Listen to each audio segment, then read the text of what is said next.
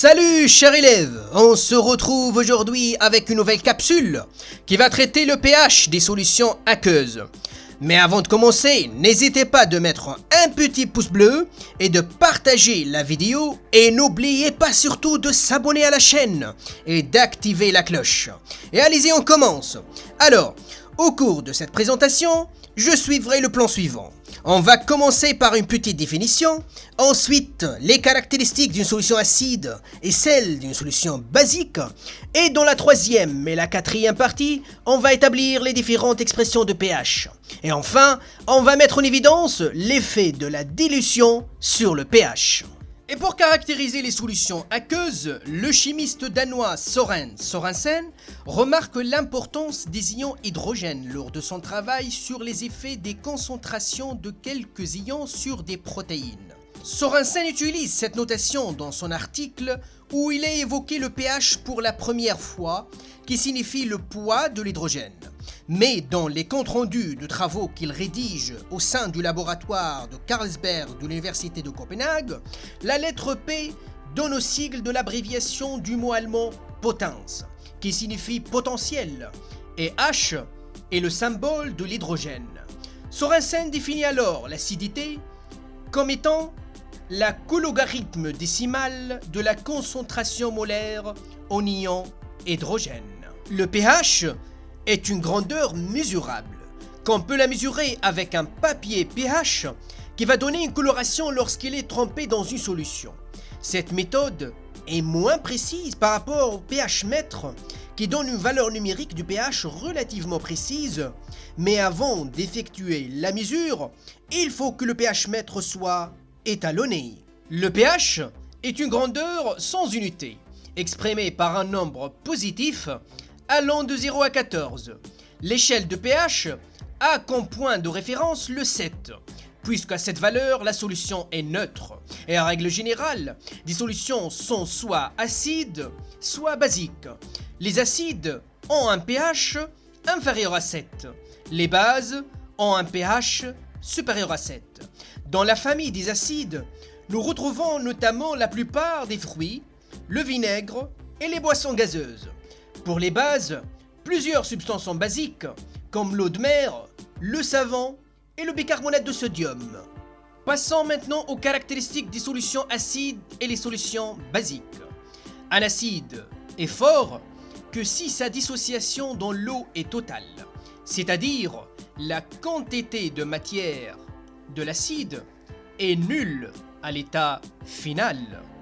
De plus, la concentration de l'acide est égale à celle de la concentration des ions H3O+, et le taux d'avancement final est égal à 1. Pour un acide faible, la dissociation est partielle, c'est-à-dire la quantité de l'acide est non nulle à l'état final.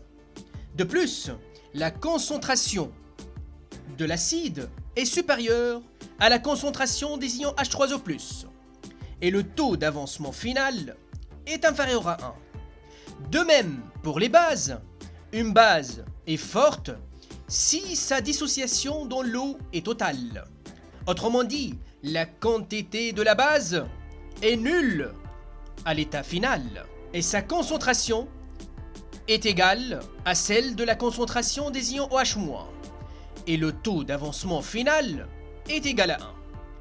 Pour les bases faibles, la dissociation est ionique et partielle, et la concentration de la base est supérieure à celle des ions OH-, et le taux d'avancement final, dans ce cas, est inférieur à 1. Passons maintenant aux différentes expressions du pH, à savoir le pH d'un acide fort et le pH d'un acide faible, et celui d'une base forte et d'une base faible.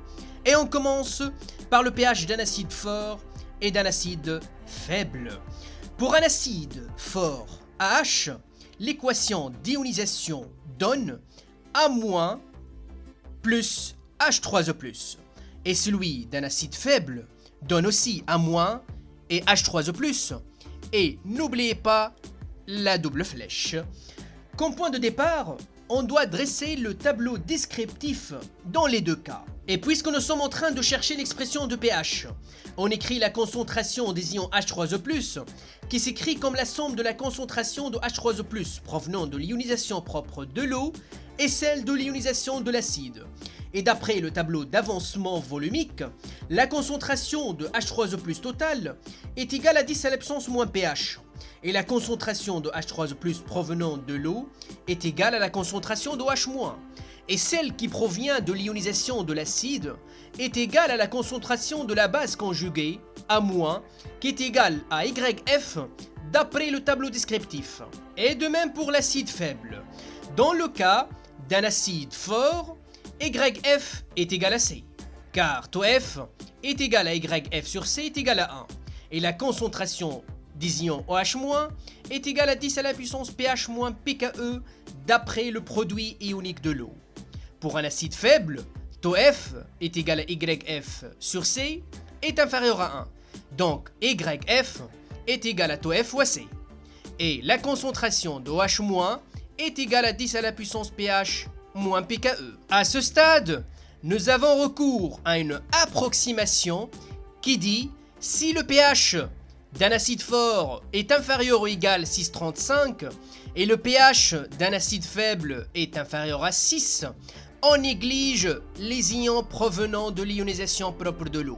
C'est-à-dire, on néglige 10 à la puissance pH- pKe devant 10 à la puissance moins pH. Et par conséquent, les expressions se réduisent à 10 à la puissance moins pH est égal à C pour l'acide fort et 10 à la puissance moins pH est égal à TOF fois C pour l'acide faible. On s'intéresse maintenant à l'expression de l'acide faible et comme vous voyez que la seule différence entre cette expression et l'expression de l'acide fort est au niveau du taux d'avancement final. L'idée, c'est d'exprimer ce taux d'avancement final en fonction des constantes. Quelle est la constante? Eh bien, c'est la constante d'acidité.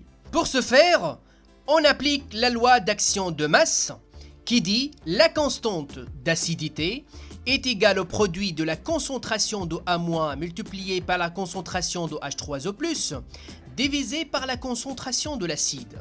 Or, d'après le tableau descriptif, A- est égal à YF.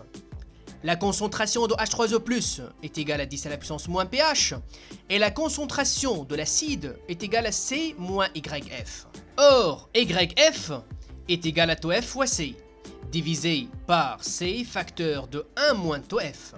On simplifie par C, et à ce stade, nous avons recours à une deuxième approximation qui dit si l'acide est faiblement ionisé, c'est-à-dire pour TOF inférieur à 0,05, on néglige TOF devant 1. Par conséquent, Ka est égal à TOF fois 10 à la puissance moins pH, ce qui va donner TOF est égal à Ka divisé par 10 à la puissance moins pH, qui est égal à 10 à la puissance pH moins pKa. Alors, 10 à la puissance moins pH est égal à 10 à la puissance pH moins pKa multiplié par C. En appliquant le logarithme décimal à droite et à gauche, pour un acide fort, moins pH est égal à log de C, et pour un acide faible, moins pH est égal à pH moins pKa plus log de C. Ce qui va donner pH plus pH est égal à pKa moins log de C, et au final, le pH d'un acide fort est égal à moins log de C, et le pH d'un acide faible est égal à 1,5 pKa moins log de C. Passons maintenant au pH d'une base forte et d'une base faible. On va appliquer le même raisonnement. On commence par les équations d'ionisation, puis le tableau descriptif. Mais dans ce cas, on cherche l'expression du pH à partir de la concentration des ions OH-, qui s'écrit comme la somme de la concentration des ions OH- provenant de l'ionisation propre de l'eau et celle de l'ionisation de la base. Et d'après le tableau descriptif, la concentration des ions OH- totale est égale à 10 à la puissance pH moins pKe, et la concentration des ions OH- provenant de l'ionisation propre de l'eau est égale à la concentration de H3O+, et la concentration des ions OH- provenant de la base est égale à la concentration de l'acide conjugué, qui est égale à YF d'après le tableau descriptif. Et de même pour la base faible. Si la base est forte, donc YF est égal à C, et la concentration des ions H3O+, est égale à 10 à la puissance moins pH. YF est égal à C, car taux F est égal à YF sur C est égal à 1 dans le cas de la base forte. Dans le cas d'une base faible, taux F est égal à YF sur C, qui est inférieur à 1, donc YF est égal à taux F fois C. De même, la concentration des ions H3O+, est égale à 10 à la puissance moins pH. Et à ce stade, et comme dans le cas des acides, nous avons recours à des approximations. Si le pH d'une base forte est supérieur ou égal à 7,65 et le pH d'une base faible est supérieur à 8, on néglige 10 à la puissance moins pH devant 10 à la puissance pH moins pKe. Par conséquent, les expressions se réduisent à 10 à la puissance pH moins pKe est égal à C pour la base forte et est égal à taux F fois C pour la base faible. On s'intéresse à la base faible et pour exprimer taux F en fonction des constantes, on applique la loi d'action de masse qui dit dans ce cas que Kb est égal à la concentration de BH+, multiplié par la concentration de OH- divisé par la concentration de la base. Or, d'après le tableau descriptif, la concentration de BH+ est égale à YF et la concentration de OH- est égale à 10 à la puissance pH moins pKe et la concentration de la base est égale à C moins YF. Or, YF est égal à taux F fois C, divisé par C facteur de 1 moins taux F, en simplifiant par C, et à ce stade, nous avons recours à une deuxième approximation qui dit si la base est faiblement ionisée, c'est-à-dire taux F inférieur à 0,05, on néglige taux F devant 1. Par conséquent, Kb est égal à taux F fois 10 à la puissance pH moins pKe, ce qui va donner taux F est égal à Kb divisé par 10 à la puissance pH moins pKe. Or, Kb est égal à Ke sur Ka, ce qui va donner taux F est égal à Ke sur Ka multiplié par 10 à la puissance pH moins pKe, ce qui va donner 10 à la puissance moins pH plus pKe moins pKe plus pKa. Donc on va simplifier par pKe, ce qui va donner 10 à la puissance pH moins pKe, qui est égal à 10 à la puissance moins pH plus pKa multiplié par C. En appliquant le logarithme décimal à droite et à gauche, ce qui va donner pour la base forte pH moins pKe est égal à log de C, et pour la base faible, pH moins pKe est égal à moins pH plus pKa plus log de C. Ce qui va donner pH plus pH est égal à pKe plus pKa plus log de C, et au final, on obtient pour la base forte un pH qui est égal à pKe plus log de C, et pour la base faible, pH est égal à 1,5 facteur de pKe plus pKa plus log de C. On passe à la dernière partie qui traite l'effet de la dilution sur le pH. On commence par le protocole expérimental, c'est-à-dire comment faire une dilution. Initialement, on va rincer la pipette jaugée avec de l'eau distillée.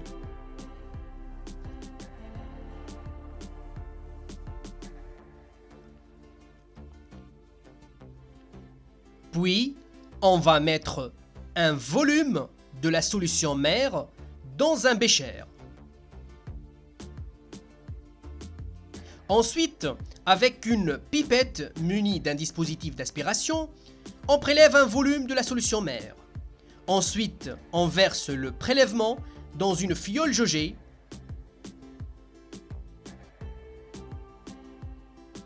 Puis, on va compléter avec de l'eau distillée jusqu'à trait de jauge.